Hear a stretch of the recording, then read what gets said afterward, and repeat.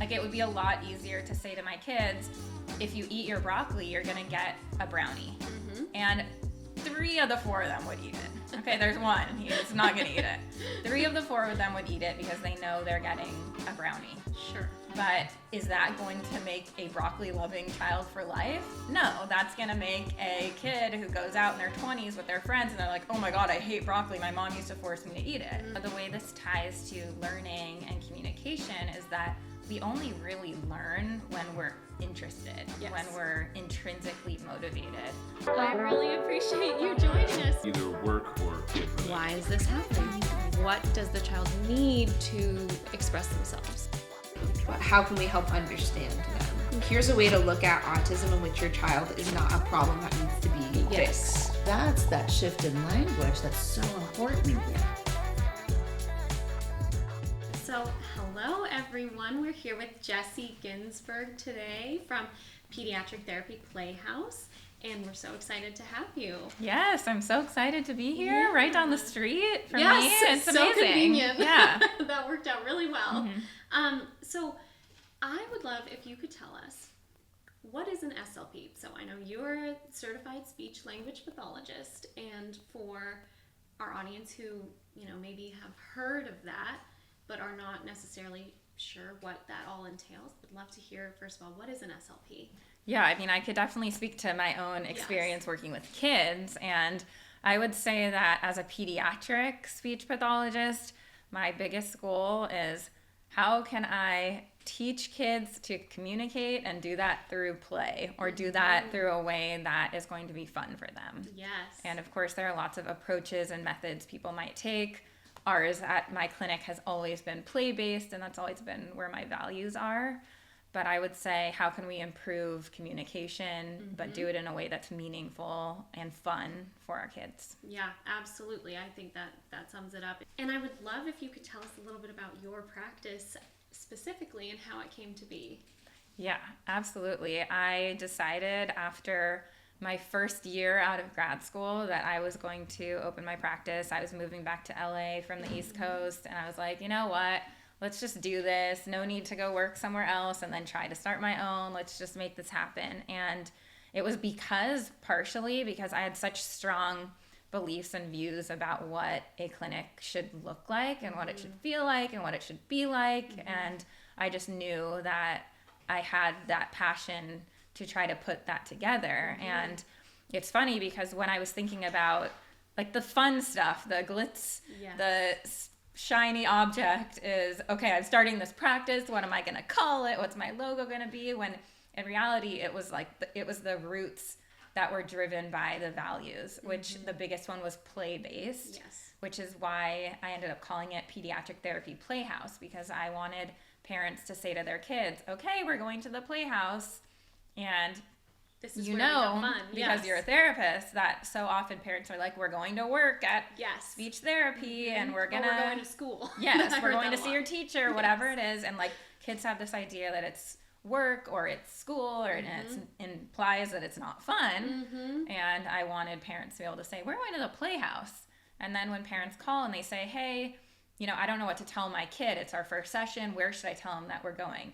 And I could just say to them, it's literally, you are coming into an office full of toys. We're going to play games. And there's so little explanation needed because kids feel safe immediately when they walk in the door. Absolutely. I love how you said all of that. You talked about play, and that fits in really well with what I wanted to talk to you about next, which is intrinsic versus extrinsic motivation. So going off of play and that being so integral to your practice, so important, I'm wondering, what does intrinsic motivation have to do with play, and how does that look? This is one of my biggest soapboxes I can go on, because please get on. It's just that the world is set up the opposite in a lot of ways than how kids learn. And same as adults, we work to get a paycheck, but ultimately your paycheck is not what drives your happiness in the job, because your paycheck is a form of extrinsic motivation and it's external to us. So when we're working with kids, we want to think about what is intrinsically motivating, which is what is inherently motivating and satisfying to that child. And I like to think of the example of like 2 kids on the same basketball team, but one of them is being driven by winning the game because they want the trophy. The other is being driven because they love basketball. Okay. And like you think about the most successful athletes in the world, they're not the people who are going to give up because they didn't win this one game. It's that their drive is so great and they have so much love and passion for what they do that it motivates them to continue. Absolutely. And oftentimes we put kids in situations where everything we do is based on a reward system. Like, come in, you'll get a sticker. I mean, I have 4 kids. Like, I get it. Like, this is my life. Like, it would be a lot easier to say to my kids, if you eat your broccoli, you're going to get a brownie. And 3 of the 4 of them would eat it. Okay, there's one. He's not going to eat it. 3 of the 4 of them would eat it because they know they're getting a brownie. Sure. But is that going to make a broccoli-loving child for life? No, that's going to make a kid who goes out in their 20s with their friends and they're like, oh my God, I hate broccoli. My mom used to force me to eat it. So it defeats the purpose. Yeah. And how does that translate to speech and learning language? Like, how are, you mentioned like reward system, like stickers, like, oh, we're gonna practice signing more several times or whatever, and then you get whatever. Is there any other way that you feel like you see that a lot in the therapy world? And I feel like I guess what I'm saying is like we're slowly hopefully moving towards the play. Yeah, space. and it is such a mindset shift more than anything, but in reality, the way this ties to learning and communication is that we only really learn when we're interested, when we're intrinsically motivated. That's what drives us to learn. Yeah. So when we're working with kids and we say, hey, let's sit down, let's do these flashcards, and after you do 5, you can have a sticker, they're not going to be learning as much as if you make that activity the fun thing. So like something I used to do a lot different than my colleagues from like day one, I remember, is we used to have all these goals too. Kids will follow 2-step directions. Yes, right. And then your whole session, you like sit the kid at the table, and I don't know if you remember these little tiny objects, and used to be like, okay, put the baby on the chair, put the duck under the bridge, and your whole session was like so structured. So what I started doing is I started bringing my beloved Beanie Babies, my own property, okay? If anyone's born in the 80s, it's a big deal to offer these to your children who are inevitably going to rip them and tear them. Tags gone, all that.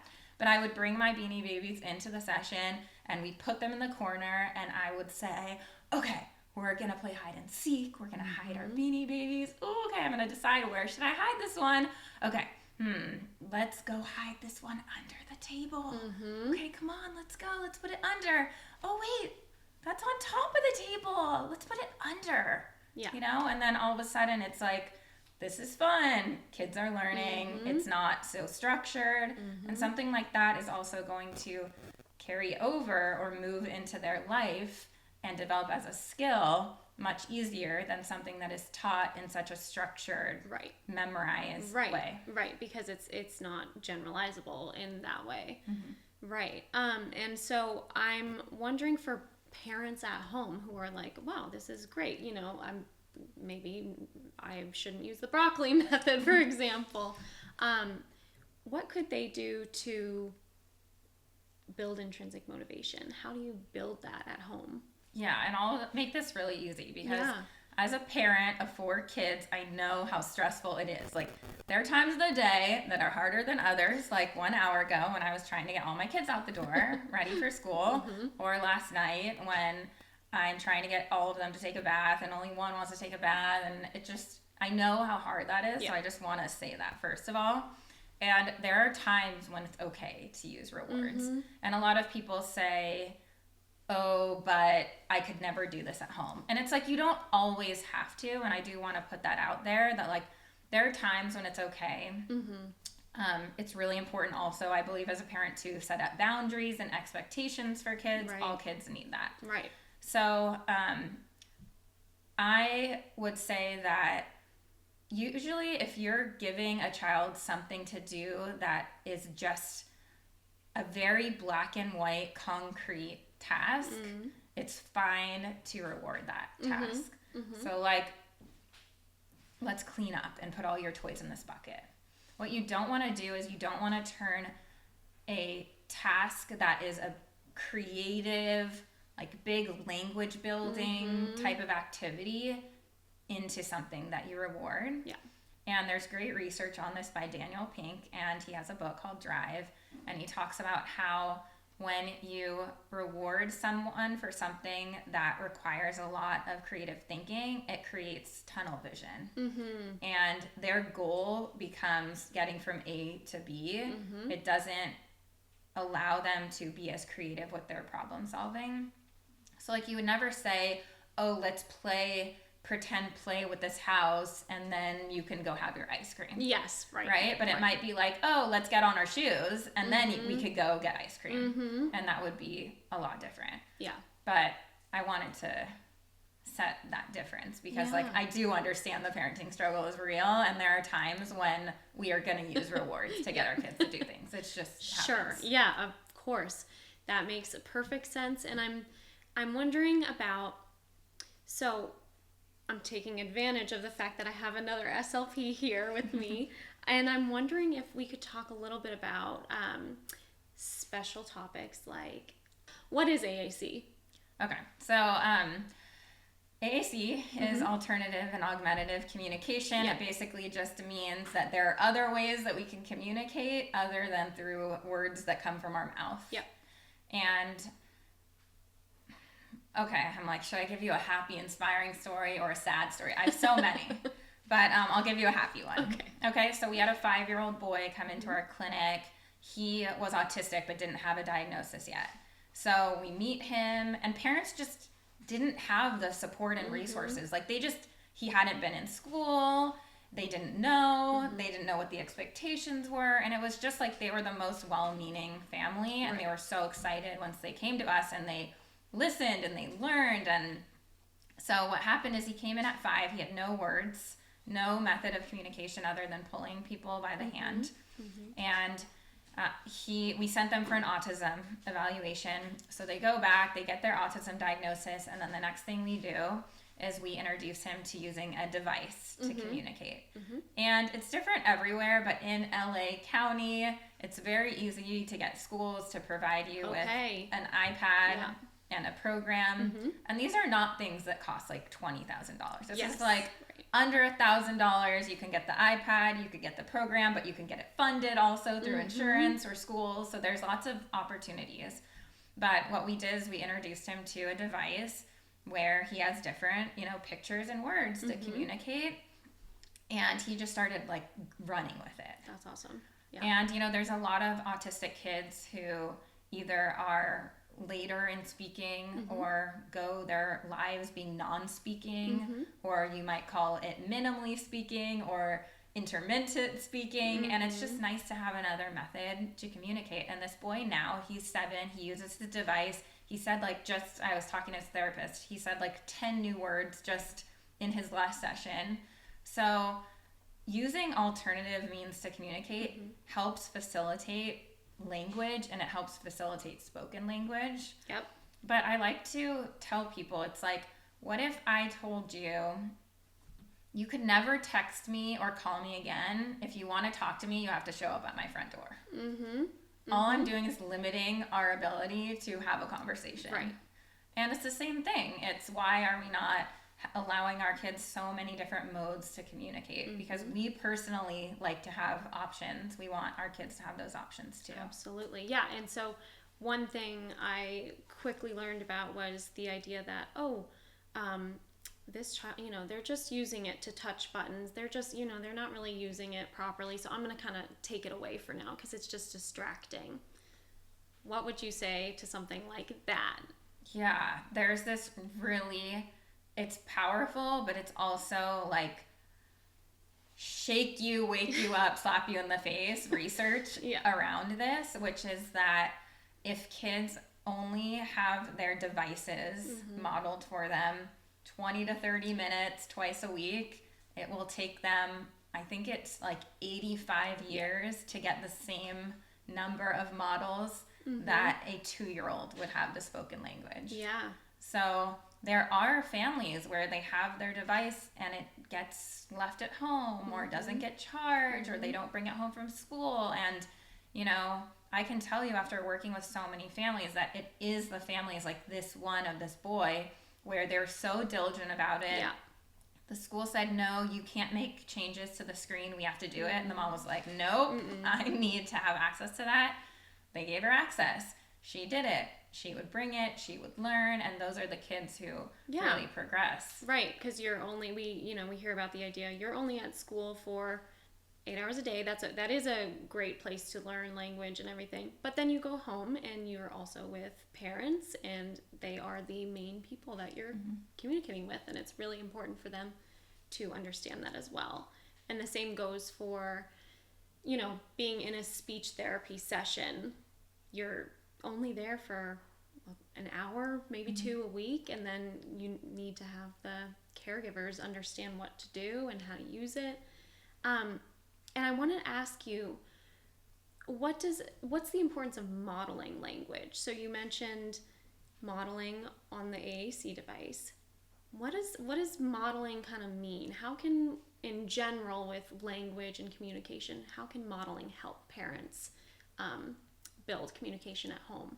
Anytime we are basically demonstrating what we want them to say or do, we could consider that modeling, right? So it's the same as when a child sees their water on the shelf, but they can't reach it, and they go to reach for it, and we say, water?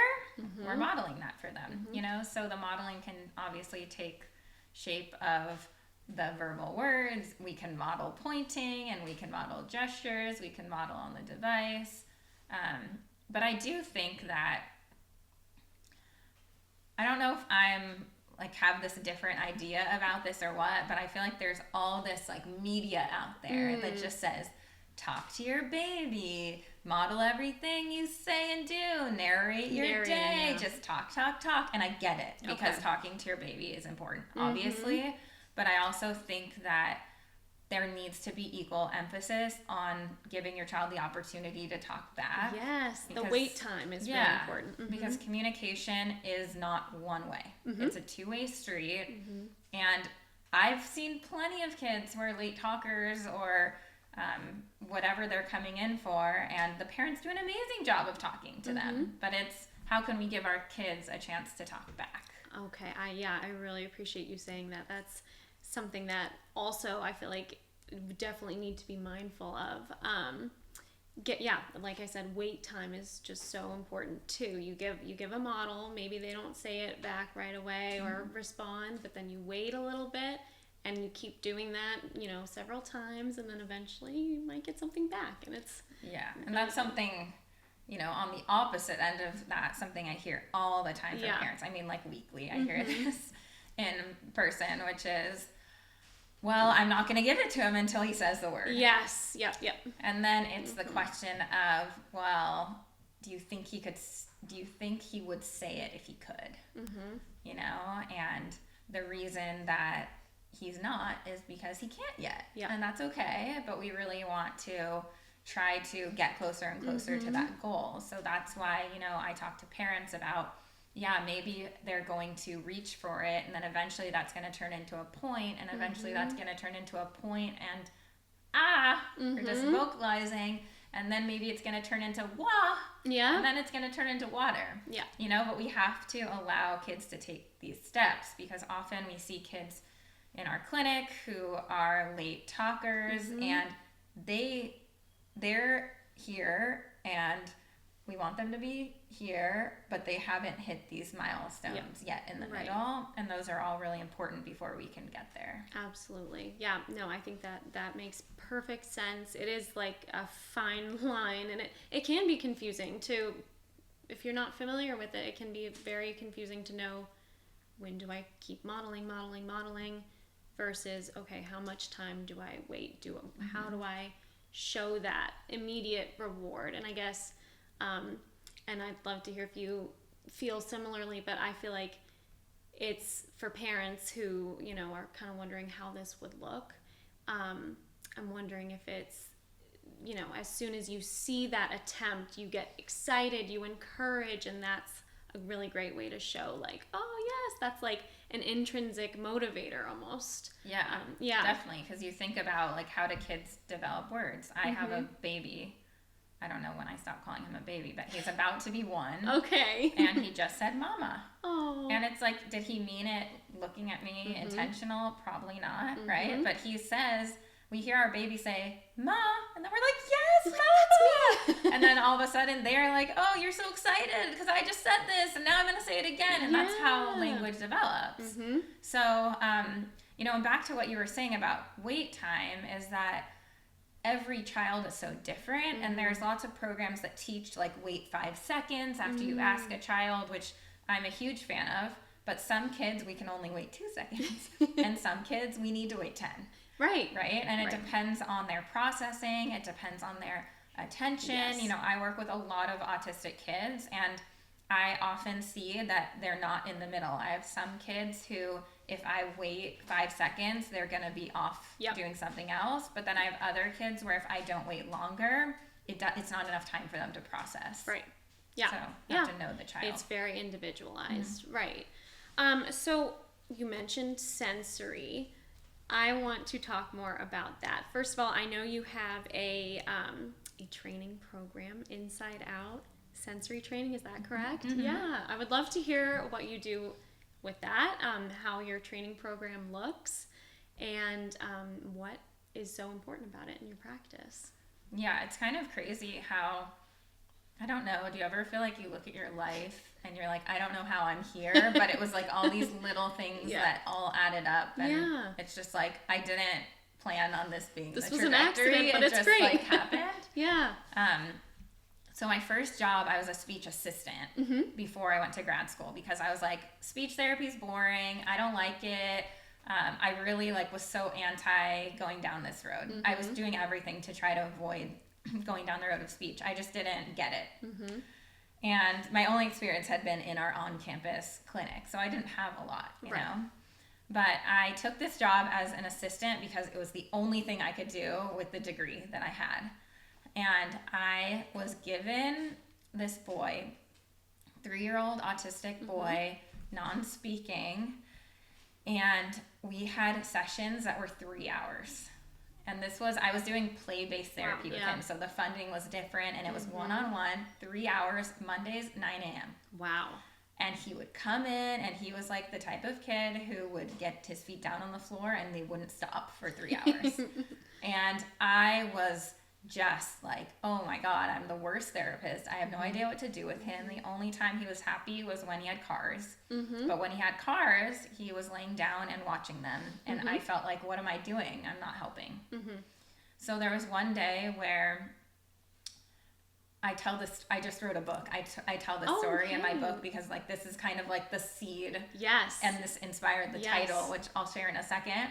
But, so there was this one day where he came in and I brought in the CD player because this was the day of the CD player, and I am playing some of his favorite music. And this was after one of the supervisors at the clinic said, we want you to take a video of him so that we can review it at our meeting with all the 20 supervisors. And I was like, oh my God, no, like any other kid. Please, not this one. But she wanted this kid. So I had to start thinking out of the box. I brought in the CD player, and he was sitting up I remember this like it was yesterday. He was sitting up, pushing buttons on the CD player on the table, little kid's table. And I was like dancing behind him, trying to get his attention, and just nothing. And I've got this all on tape, you know, so cannot make this up. So he changes the song. I start singing, I start clapping, and he turns around and he looks at me like he's interested. He's gives like, what me are you a little doing over smile. there? Yeah, he's like, this is interesting. You're this being voice. different today. So he stands up on the table, and I reach my hands up, and I said, ready, set, and he says, go, and he jumps off into my hands, into my arms, and he jumps and all his weight on me, and we roll into the ground, and he's laughing, and I was so excited because I was like, he's never been so engaged. I can't wait for my supervisors to see this. Everyone knows this kid, you know? And then we go into the meeting after I submit the tape, and she says, why'd you let him stand on the table? And I was just like, oh my God. Crushed. Yeah. I was like, you were kidding me. That table is 18 inches off the floor, first of all, you know? Yes. And I was But, right there. I was like, that's what it took to engage him, was like giving him these big movement experiences. And so many of our kids, whether they're neurodivergent or not, benefit from having these sensory experiences because it's fun and it feels good. And bonus, it helps them be regulated and calm and attentive. And for him, that was just like the jumping off point. And I started using sensory strategies for all the kids I was working with. And then when I sat down to write my book, it's like that is one of the stories that just sticks in my mind. And so I called my book Ready, Set, Connect, because, you know, obviously play on words. We say ready, set, go all the time as therapists, but it was like people were missing the ready, set part and the connect. Like we often bring kids in, we sit them at a table, we force them to do things they don't want to do, back to the idea of intrinsic motivation, and we forget that like we have to get their bodies and their brains in a place where they're ready to learn, and we have to really get them engaged and having fun in order to build communication. Yeah, no, I'm so happy you shared that story. I think I read that on your website and I was like, this is amazing. I love this. And I hear you saying we need to get our bodies ready to learn. That's a really, I feel like, important phrase kind of for everything that you're working towards. What does that mean for our parents? Like regulation, what does that mean? What does it mean to be overstimulated, to not be ready to learn? And how do we get there? One of my favorite ways to teach parents is by have you think about scenarios where you feel this yourself, because we can really empathize with our kids so much more when we realize, and we've all had moments as parents of being dysregulated and being overstimulated. And it's like, what if you took your kids to Disneyland and you did a 3-day pass? I don't even know if they make those. I would never. But like, say you spent 3 days at Disneyland. All you want in that moment is like to sit, maybe have a glass of wine, watch some reality shows, whatever you want to do. You know, you don't want to you're not going to a water park the next day. No, with more screaming and loud noises and it's bright, crowded. Yeah. So I like to think of regulation as kind of like a seesaw. Okay. And when our seesaw is balanced, that means we're calm and we're attentive and we're ready to learn. But when our seesaw is tipped, that means we either don't have enough stimulation and we need more, or we have too much. You know, and it's like, if anyone else is like me out there, you wake up and you're like, okay, I'm not ready for this day. I need 3 cups of coffee, right? So it's like for our kids who aren't getting enough stimulation, imagine being in that pre-coffee state and just living there all day. You wouldn't feel productive. You wouldn't feel like you're getting the most out of yourself. You wouldn't be in the best state of mind for learning. And we need to help our kids kind of move up into what we call the optimal level of arousal, which just means like, what is the state we want their body to be in for the activity they're doing. Right. And when kids are playing and learning, we want them to be in this engaged, regulated state. Whereas like if they're just chilling on the couch watching TV or watching YouTube, like we don't need that same level of energy. Right. We're okay with a little bit less energy in that moment. So yeah, the term regulation doesn't necessarily just mean one thing, but it kind of means like, is your body in the best state for the activity that you need it, that you're doing at that moment? Yeah. And one thing I am curious about hearing you talk about all of this is, how did you, so let me preface this by saying SLPs don't always get training in, and I say don't always, most frequently we do not get training in this area. Where did you learn all of this? How did you acquire all this knowledge? I am not kidding. Probably a few years into starting my practice, I almost went to school for occupational therapy. I was like looking at applications. I thought I can't do my job effectively unless I have this training in sensory, which of course sensory is just one tiny component of what OTs learn. And I happen to be near schools where it's a bigger part, but like a lot of occupational therapy programs don't even necessarily have those classes, or it's like an intro class. And then it's the same as in our field where you don't just get trained in everything, you get trained a little bit. And then you kind of have to take that and learn as you go and do research and Yes. So then I realized that there was a program locally in sensory, and you didn't need to be an OT to go into that. And I was just mind blown. And it wasn't even a question. And I did that, and I was pregnant. I was like having contractions and taking my tests, and it was a lot of work. Oh my gosh. And that's not like where necessarily the majority of what I teach even comes from, but it just was like one piece of so many things I had to learn, because for years I was taking online courses. They were not for speech therapists though. None of them are. They were all for OTs. So I was taking as many classes as I could find, reading books, collaborating a lot with occupational therapists. I hired an occupational therapist in my clinic. And it really was like trying to find all the information out there and then distilling it in a way that makes sense for speech therapists. But I'll tell you, there was one thing I learned in that big coursework I did, one little graph, and the professor just glazed through it like it was just one tiny piece. And that is really what connected the dots for me, because what that graph was it was showing you that when you have that optimal level of arousal, like we were talking about, when you're regulated, that's when your performance is going to be the highest. Right. And I was like, boom, just got the research to support everything I've been seeing for years. This makes so much sense that when we're not regulated, we don't have the best performance, and that's not when we're going to be learning. And that applies to communication as well. Yeah.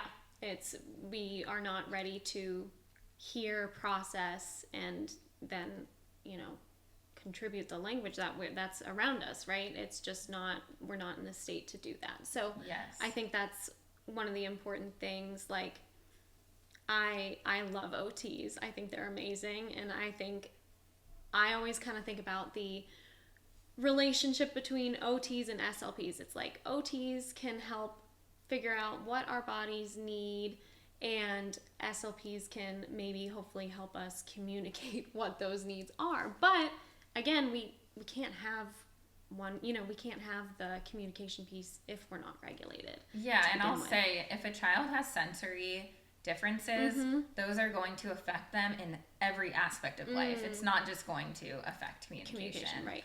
And, SLPs use sensory strategies for very different reasons than OTs, because we have different goals, you know? So for OTs, they might be working on getting dressed. Can they feel the buttons? Can they motor plan and be able to do that? So like a lot of the activities of daily living, brushing teeth, potty training, all these things, depending, of course, on what they're trained in, gross motor skills, and that's all going to be affected by sensory differences, just like attention and communication is affected, but you bring up a really good point, which is that what's really, really cool is that if we can help kids to understand what their needs are, then we move into that self-advocacy piece. And then our goals become that a child is able to advocate for their needs, which is obviously an incredibly important life skill that they need.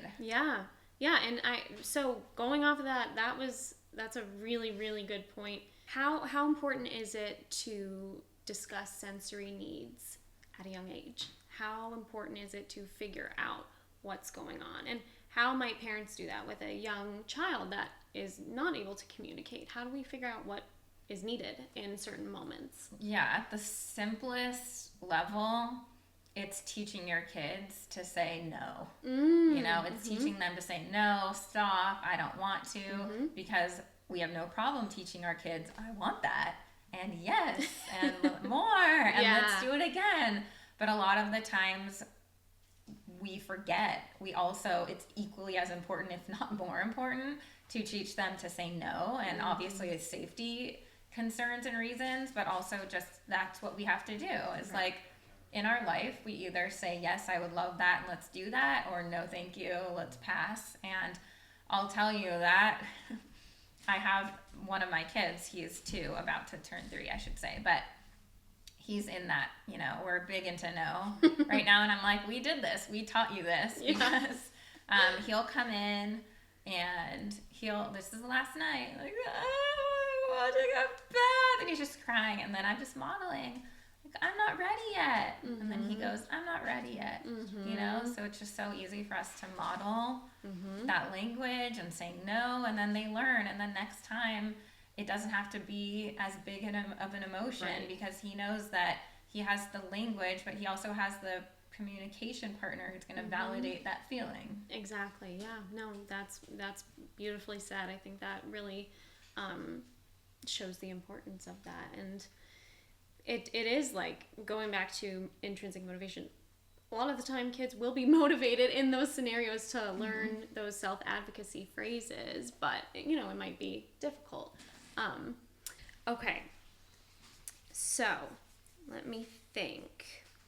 I would love to talk about Gestalt language processing and scripting and echolalia, and just for our parents who may not know what this is, may not know what it looks like. And I know you and I had talked about how this is a very emerging part of our field.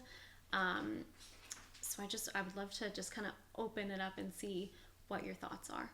Yeah, I get so many parents who come in and they say, I don't understand. He doesn't ask me for what he wants, and he doesn't go to the street and point and tell me what everything is, but he could repeat the whole episode of Bluey back to me, or he could sing all of the ABCs beginning to end, and he could sing this, or he could say that. And that's because a lot of autistic kids specifically, this is not only autistic kids who can learn language this way, but majority of autistic kids do. And that is kind of like they're learning it as chunks. Yeah. And how we think of language development is that a child says one word and then puts 2 words together and then puts 3 words together. But Gestalt language development is kind of the opposite. It's kind of that kids are learning these chunks of language, and then they're learning to break them down, and then they're learning to mix and match them and build from there. So what happens, unfortunately, a lot is that we hear our kids say something, and instead of validating that or trying to acknowledge it, we try to tell them, like, no, we're not going to talk about that right now. Like, no, I don't want you to repeat that episode right now. We're talking about this.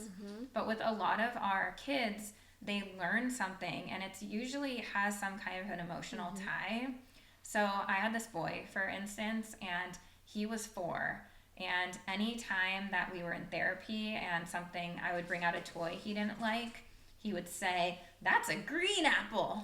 And to him, that was, I had a green apple once. It was disgusting. I never wanted it again. Green apple means no. Yep. And most people would go, this isn't an apple. This is a cow in a barn and a toy in a game. And but that wasn't the point. The point is he's trying to tell me, no, I don't want that, because green apple means no. And that's kind of what we have to dig into with our kids. Is the number one piece of advice I would have is anytime a child is communicating something to you, just acknowledging and validating it, and really trying to figure out what it is that they're telling you. Right. Because someone who has maybe never spent time with this kid would go, "Oh, green apple. What are we talking about?" But it's almost like being a detective and figuring out, okay, I'm noticing that this is said during this time. Okay, that means no, and you're understanding and piecing it together. So yeah, I'm very fascinated by this area. It's very interesting to me. Something that's been really awesome to see. The thing is, and if you're a parent and you have a child in therapy, it can feel really overwhelming. And I will say I'm very guilty of this in the past, where I would have a family come in and I would get so excited because I'm like, I have 500 ways to help you, and I'm going to tell you all of them on the first 30-minute meeting. Yep. And then they don't do anything. And then you realize, wow, it takes a while. But you realize years later, maybe, that's too much. Yeah. And one of the best things that we could do if we think that our kids are these types of learners is we can, and it goes back to modeling, which is we model what we think they're trying to say. And what we see a lot, especially in autistic kids, is we see a lot of kids who might be asking something that they want you to ask them. So they might say, do you want to go outside? But that means I want to go outside and I want you to ask me, do you want to go outside? So we see a lot of that. Or can you, oh my gosh, I'm thinking of this little girl. I can't get her out of my mind. But she would say, can I pick you up? Yes, I have Took me a gotten minute that for one. that. Yes. Yeah, can I pick you up? And that means I want you to pick me up. Or you want me to pick you up with Yes. the arms raised. I had one little boy who did that. Or at the end of the session, he started saying, "Are you ready to go see Daddy?" Yeah, exactly. And I was like, "Okay, it's You're time like, to go." okay, you learned that I from was me. like, "Yep, that's right. Yeah. It is time to go." And So one of the simplest pieces of advice that we give parents is we just say, when you're modeling for them, just model from either the child's perspective, or I like to say a joint perspective, because I think that's so much more natural. Instead of like, I want to go outside, we could say, let's go outside. yes, Right? But the opposite is saying, do you want to go outside? right, which is So- how it will be repeated. Yes. Most likely. Yeah. So we really want to model what we want to hear from them. And that's just such an easy, I say easy. In theory, it's easy. It's actually a very hard change to make, because as a parent, you're used to just asking your kid question after question. Right. But the idea is we really want to try to ask the fewest amount of questions possible and just try to model what we want to hear. Let's go get our shoes. Let's go outside. We're going to school. And I like to use a lot of let's and we, but we can also model, for them, like if they're trying to get something, like, I want to get my water, and modeling that for them. Yeah, that's perfect. I love that, and I think I really like the idea of changing it to let's, like, or like let's do bubbles, whatever it might be. So the next thing that I want to quickly talk with you about is, I know you posted a video recently on broaching the topic of autism to parents who may not know whether or not their kid is autistic, if they're wondering if their child is neurodivergent, or maybe they're not aware. What are some ways that you would bring this up to parents? Yeah. I did a show episode on this, and I have been trying to get away from this topic for so long, because people ask me how to do it, but I've been so hesitant to give advice because I don't think there's a perfect way. And that's what I talk about in the episode. So instead, I gave a few different ways you might have this conversation. But I'll say that I asked, and I was overwhelmed by the response, but I asked parents, what do you wish therapists told you? Like, for parents who have had their child diagnosed with autism, how do you wish your therapist brought it up? And I was so overwhelmed with the responses in the best way, because they were so thoughtful from parents who have been through it, and some of them had great experiences, but a lot of them had horrible experiences.